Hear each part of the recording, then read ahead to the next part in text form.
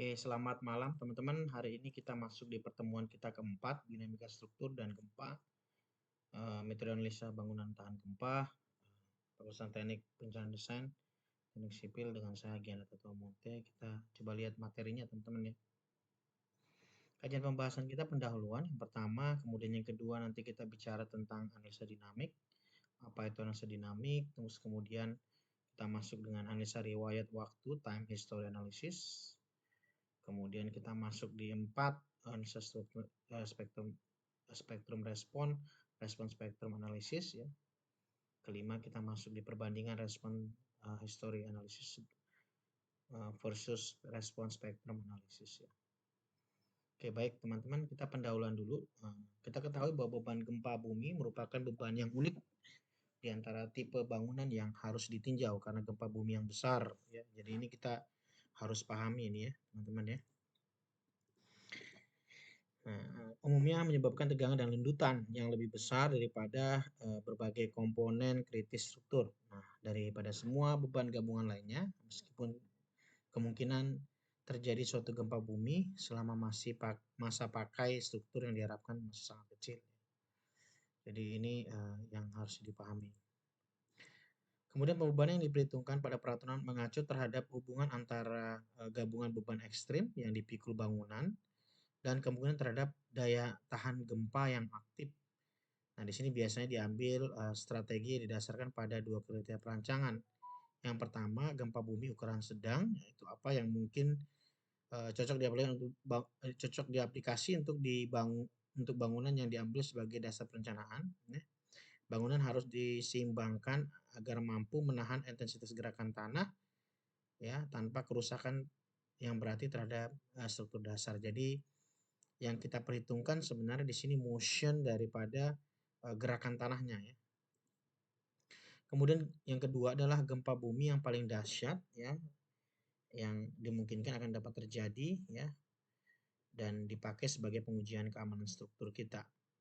Nah, gempa bumi sangat tidak diizinkan terjadi. Perancangan secara ekonomis dibenarkan memberikan izin perancang yang dapat menyebabkan kerusakan struktur yang berarti. Akan tetapi keruntuhan dan kematian harus dihindari ya. Jadi tetap ini yang dalam strategi kita untuk perancangan ekonomis tetap kita kejar, tetapi harus dalam kaidah untuk izin rancang yang sudah ditetapkan sesuai dengan standar peraturan yang ada. Nah, yang kedua kita masuk di analisa dinamik, teman-teman. Nah, dalam rangka menerapkan karakteristik gerakan tanah dari gempa bumi, nah, rancangan dan gempa bumi maksimum yang mungkin terjadi pada suatu bangunan tertentu perlu pertama-tama yang kita perlu amati adalah mempelajari riwayat gempa bumi regional selama periode di mana setiap tipe informasi seismiknya diperoleh. Jadi ini perlu kita adakan semacam riset untuk kita melihat ya riwayat histori daripada gempa bumi di area yang mungkin kita akan tinjau. Jadi kita bicara tentang analisa dinamik adalah lebih ke gerakan tanahnya ya akibat gempa bumi. Nah, hanya dari data yang ditetapkan dari rekaman gempa yang menjadikan suatu taksiran terhadap kekuatan gempa bumi ya. Nah, diperkirakan mempengaruhi lapangan dan frekuensinya yang mungkin terjadi antara suatu kejadian lainnya. Nah, oleh karena itu gempa bumi relatif jarang terjadi, maka data statistik yang merupakan taksiran pendekatan dari seismositas lapangan yang menjadi acuan kita ya. Nah, di samping itu data pendukung lainnya dapat diperoleh dari studi geologi lapangan yang sudah kita jelaskan sebelumnya bagaimana kita melihat topografi histori dari masing-masing daerah untuk menentukan patahan-patahan aktif yang kuat yang mungkin terjadi ya secara karakteristik tektonik dari struktur geologi lokal yang mungkin yang akan kita bangun di suatu area tertentu tadi ya. Nah, salah satu cara yang sederhana menetapkan gerakan tanah yang diharapkan adalah dengan menggunakan accelerogram dari suatu gempa bumi yang harus berlalu yang mempunyai besar yang pantas dan telah dicatat ya pada suatu jarak yang bersangkutan. Misalnya catatan gerakan kekuatan dari gempa bumi El Centro tahun 18-1940 ya merupakan catatan yang bisa dibilang universal digunakan di dunia ya. Jadi di sini ada satu data ya terjadi di daerah ini ya. El Centro Earthquake Mei 1940 bagaimana rekaman gempa di sini di sini ada peak akselerasinya, bagaimana percepatan daripada akselerasi untuk getarannya, dan di sini ada natural frekuensi ya. Jadi kita lihat di situ ya, yang untuk grafiknya akan seperti ini ya, tingkatnya ya. Jadi kalau misalnya di sini untuk horizontalnya adalah hertz, dan ini lebih ke akselerasinya G-nya ya. Jadi ini sampai berapa hertz untuk ininya. Nah, bagaimana di sini dampak yang terjadi? Nah, seperti ini teman-teman. Jadi di sini sudah bangunan-bangunan pada roboh ya teman-teman ya. Ya, jadi kalau kita lihat dari sisi yang kita skala Richter dan skala MMI mungkin udah di atas 6, 7 ya untuk melihat ini secara visualnya. Nah, untuk yang secara waktu dan akselerasinya akan seperti ini untuk gerakan motionnya teman-teman ya. Jadi sesuatu itu akan cenderung besar ya. Kemudian dia berapa second, 5 second, kemudian mungkin masih dalam tahap yang sama untuk getarannya, terus kemudian dia masuk di 10 menit ini sudah mulai melambat ya akselerasinya terhadap waktunya. Jadi makin lama makin kecil. Tapi bayangkan waktu 5 menit ini sangat menentukan sekali ya di El Centro ini ya. Jadi gempa yang dihasilkan ya. Ini apa namanya? Time history-nya. Getaran tanah yang terjadi di El Centro, North South komponen. Nah, digunakan sebagai pada berbagai keadaan untuk menggambarkan gerakan gempa bumi rancang berkekuatan 7 sampai 7 ya, kekuatan 7 pada jarak sekitar 7 km ya. 7 magnitudo ya misalnya. Akan tetapi pengalaman telah menunjukkan bahwa mungkin ada perbedaan drastis antara catatan gempa bumi yang mempunyai kekuatan dan jarak yang sama ya. Dan respon spektrum yang dihasilkan oleh catatan tunggal menentukan gempa bumi rancangan memberikan hasil yang sangat tidak tentu mengenai pengertian respon yang dihasilkan ya. Nah, ada dua metode yang digunakan untuk analisis dinamik, yaitu dengan metode analisa modal yang diselesaikan dengan metode integrasi langsung yang diselesaikan dengan analisa riwayat waktu, respon spektrum analisis, nanti kita lihat ya. Kemudian ada yang kedua ada analisis spektrum respon. Bagaimana respon spektrum analisis. Jadi dua ini yang nanti secara dinamik yang metode yang kita gunakan untuk menentukan ya. Untuk perencanaan gempa kita. Nah, secara umum analisis struktur terhadap beban gempa terdiri dari dua macam ya yang kita pelajari, yang kita pahami. Yang pertama adalah analisa beban statik ekivalen, yaitu suatu analisa struktur di mana pengaruh gempa pada struktur dianggap sebagai beban statik horizontal lateral yang diperoleh dengan hanya memperhitungkan respon ragam getar yang pertama, dan biasanya distribusi gaya ini disederhanakan sebagai beban segitiga terbalik. Jadi kalau misalnya saya punya ada satu ragam gitu ya, jadi hanya seperti ini aja ya, seperti itu segitiga terbalik ya. Segitiga terbalik. Nah, kemudian ada yang kedua adalah analisa dinamik, di mana analisa struktur di mana pembagian gaya geser gempa di seluruh tingkat diperoleh dengan memperhitungkan pengaruh dinamis gerakan tanah terhadap strukturnya. Jadi yang diperhitungkan adalah gerakan tanah yang terjadi karena gempa tadi ya, yang akan berpengaruh kepada struktur ya. Analisa dinamik dibagi lagi menjadi dua macam, yaitu analisa ragam respon spektrum, di mana total respon didapat melalui superposisi dari respon masing-masing ya. Jadi masing-masing ragam ya, masing-masing ragam masing-masing ragam getarnya. Oke, kita pahami dulu untuk materinya ya. Nah, yang kedua analisa riwayat waktu adalah yang kedua ya, dinamik itu ada analisa riwayat waktu adalah analisa dinamis di mana pada model struktur diberikan suatu catatan rekaman gempa dan respon struktur dihitung langkah demi langkah pada interval tertentu. Nanti kita lihat nanti bagaimana ini dilakukan. Nah, analisa dinamik untuk perancangan struktur tahan gempa dilakukan jika diperlakukan evaluasi yang lebih akurat terhadap gaya-gaya gempa yang bekerja pada struktur. serta untuk mengetahui perilaku dari struktur akibat pengaruh gempa. Analisis dinamik dilakukan pada perancangan struktur bangunan tinggi, ya, tingkat tinggi atau struktur dengan bentuk konfigurasi yang tidak teratur. Jadi ini analisa dinamik ya. Nanti di pembahasan berikutnya nanti kita akan detailkan lagi bangunan yang seperti apa yang ibaratnya dikatakan bahwa konfigurasi yang tidak teratur ya. Analisis dinamik dapat dilakukan dengan cara elastik ataupun maupun inelastik ya. Nah, pada cara elastik dibedakan menjadi analisa ragam riwayat waktu, time history model analysis, di mana pada cara ini diperlukan rekaman percepatan gempa dan analisa ragam spektrum respon atau analisa respon spektrum model analysis, di mana pada cara respon maksimum dari tiap ragam getar yang terjadi didapat dari spektrum respon rencana atau desain spektra nanti yang akan kita dapatkan di peta yang ada ya. Oke. Nah, kemudian analisa dinamik elastis digunakan untuk mendapatkan respon struktur akibat pengaruh gempa yang sangat kuat dengan cara integrasi langsung atau direct integration method ya. Analisis dinamik elastis ya. Dinamik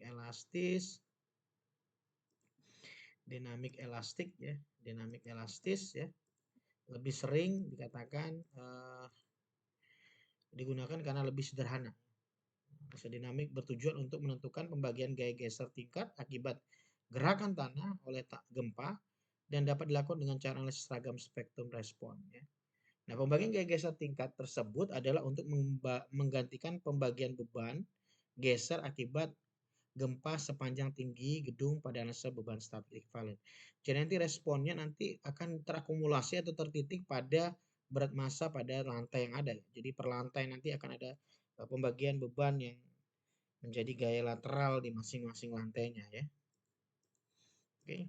Nah, kemudian kita masuk yang ketiga, analisa riwayat waktu, time history analysis ya. Pada analisa riwayat waktu sebenarnya metode yang lebih mendekati dalam perancangan struktur, di mana metode ini mengambil nilai percepatan tanah maksimum ya. Di mana nanti respon ini yang akan kita lihat ya. Ya. Jadi bagaimana percepatan gerakan tanah itu yang menjadi indikator kita untuk merencanakan ya dari macam-macam respon gempa setiap interval waktu. Nah, pada metode ini sangat cocok pada perhitungan struktur non-linear. Ya, jadi ini non-linear, linear maupun linear elastik ya. Nah, persamaan dinamik yang digunakan yang kita sudah pahami, yang kita sudah tahu juga di sini ya. Tapi di sini karena kita melibatkan ada percepatan gerakan tanah, maka di sini ada massa dikali dengan percepatan U double dot ditambah dengan redaman dikali dengan U kecepatan, kemudian ditambah dengan K kekakuan dikali dengan perpindahan sama dengan minus massa I dikali dengan UG. Ini gerakan tanah ya. Percepatan gerakan tanah U double dot G dalam satuan waktu ya. Nah, persamaan di atas nanti akan diturunkan diselesaikan dengan perpindahan ya U terhadap waktu sama dengan sigma n-1 ya Pn dikali dengan UN ya perpindahan pada saat tertentu ya terhadap waktu. Nah, kemudian MI yang tadi ya, MI sama dengan untuk yang gerakan tadi gayanya, gaya geser tanahnya, MI sama dengan N dibagi dengan N-1, ini sama dengan gamma N MU N ya. Ya, ini tadi MI-nya tadi ya. Terus kemudian menghasilkan modal itu jadi D double dot DN ya, D double dot N ditambah dengan 2 zeta N omega N DN ya, untuk ini DN single dot ditambah dengan omega kuadrat DN sama dengan minus U GT atau AN sama terhadap waktu sama dengan omega kuadrat DNT ya. Ini rumusnya ya. Jadi ingat-ingat ya. Oke.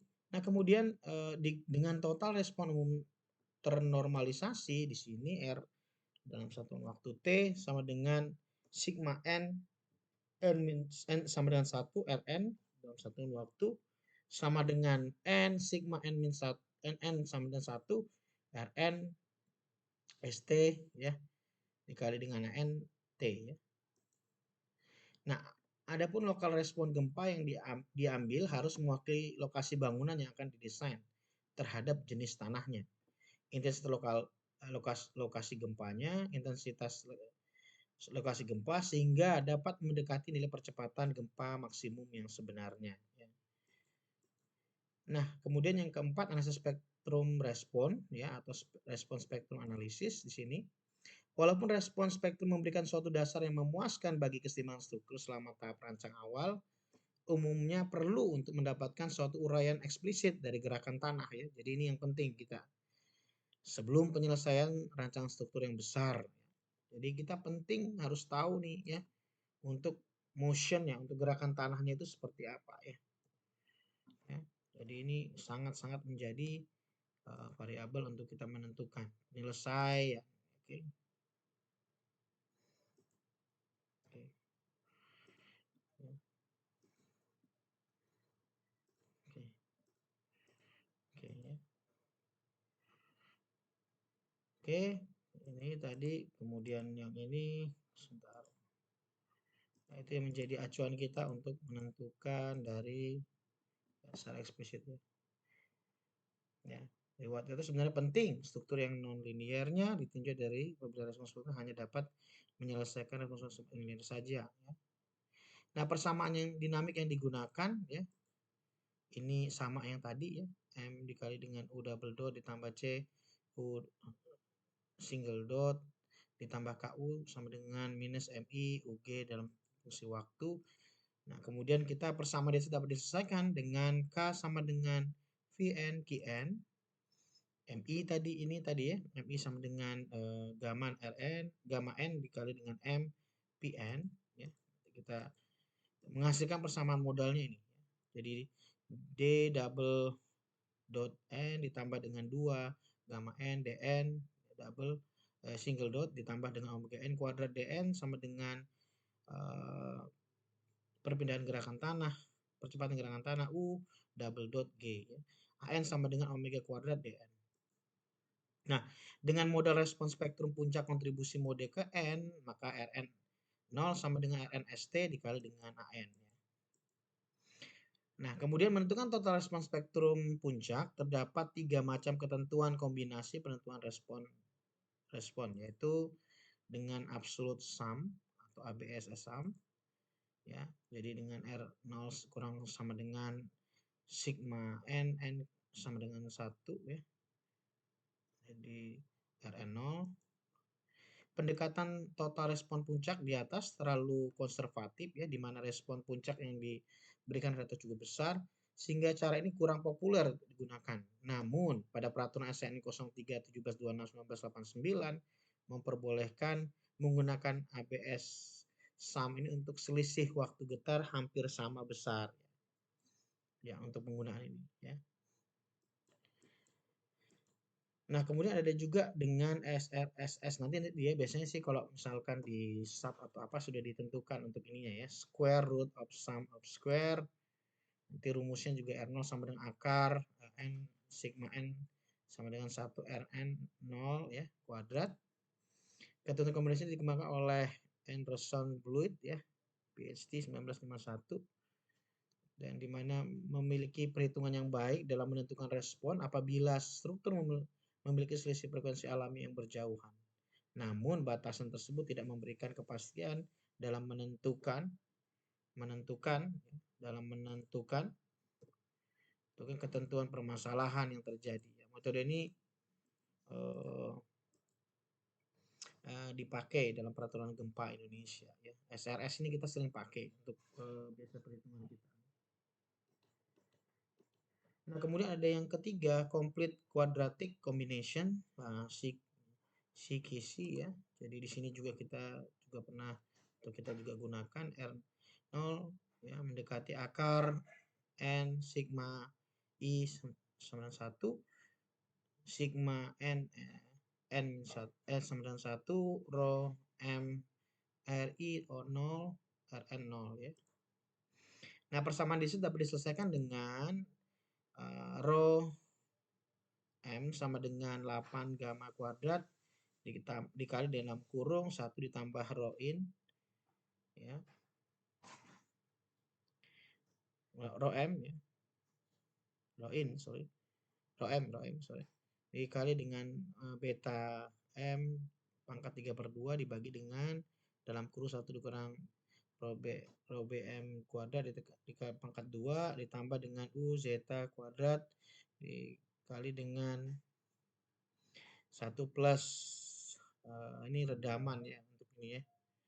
Yang ini redaman ditambah dengan rho beta m kuadrat ya, atau sama beta m sama dengan omega i per n ya. In ya. Sorry, ini in ya. Omega i per n ya. Jadi ini beta in. Oke. Ini rumusnya. Nanti kita coba lihat di contohnya ya. Kombinasi ini memiliki kemampuan yang lebih luas terhadap struktur jika dibandingkan dengan pembatasan ketentuan SRSS. Metode ini dipakai pada peraturan SNI 03/1726/2002 ya, harusnya sekarang udah 2013 2019 yang memperbolehkan menggunakan kisi untuk selisih waktu getar hampir lama besarnya dengan batasan selisihnya 15%. Ini untuk acuan ya, untuk penetapan batasannya ya, untuk 15%.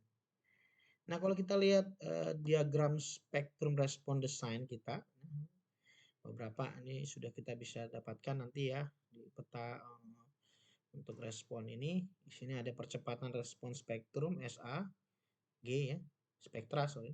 Terus kemudian ini periodenya T detik ya, dari T0 TS sama dengan 1 ya, detik pertama.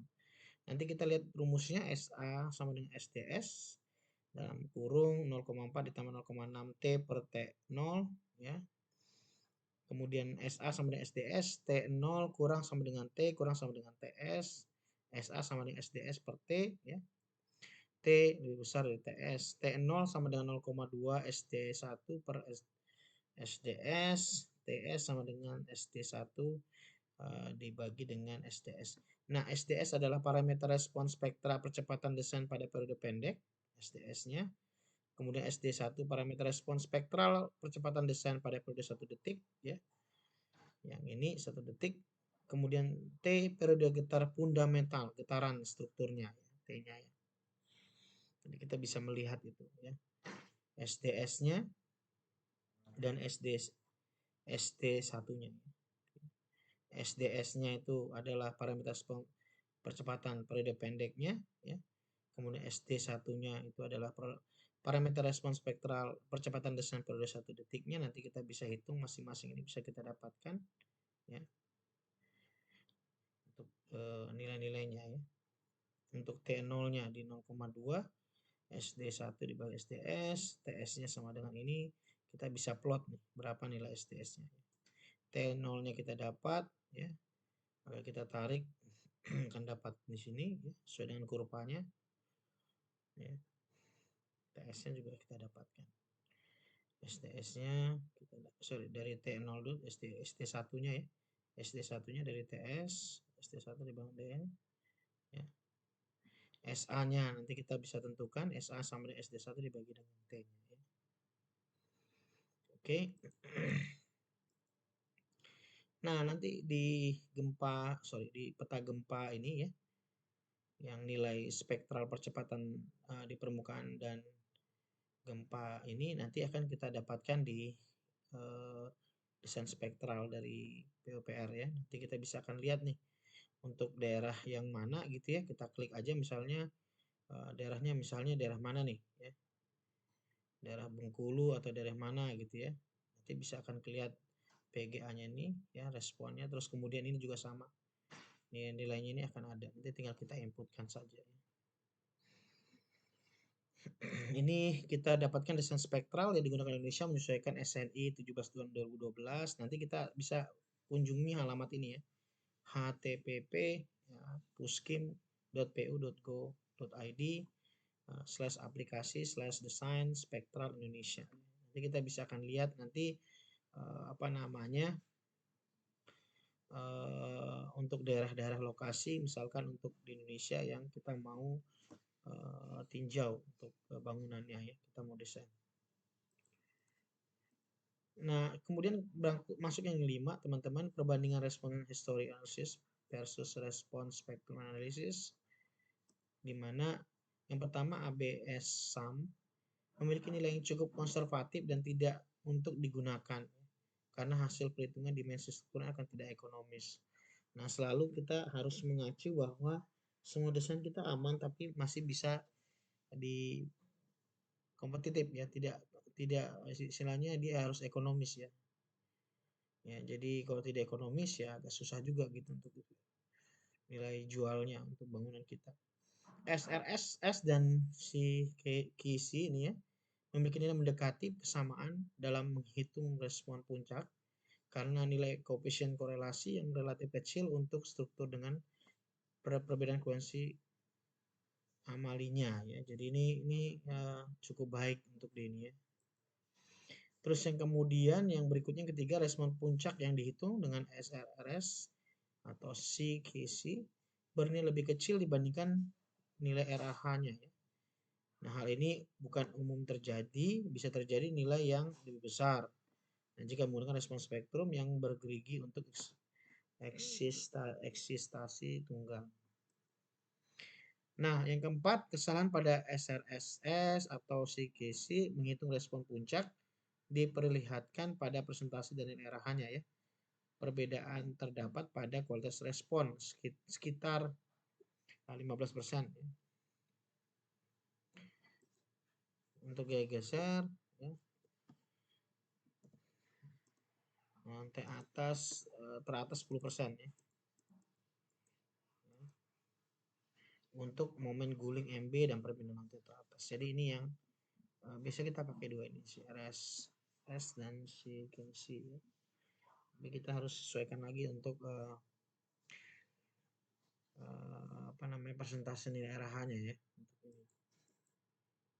Oke, teman-teman, mungkin itu malam hari ini kita sudah pelajari. Mungkin kita akan lebih detail lagi di soal nanti biar kita tahu memahami dua metode ini ya, teman-teman ya. Jadi analisa spektrum respon spektrum analisis dengan analisa riwayat waktu atau time history analysis ya. Jadi ini adalah dua analisa dinamik yang akan kita pelajari dan kita akan lihat contoh-contohnya. Baik, terima kasih teman-teman untuk malam hari ini, untuk materinya, untuk penjelasan mengenai metode analisis bangunan tahan gempa. Mungkin bisa dipelajari lagi, dilihat lagi untuk materi-materinya. Baik, terima kasih. Saya akhiri. Terima kasih. Selamat malam.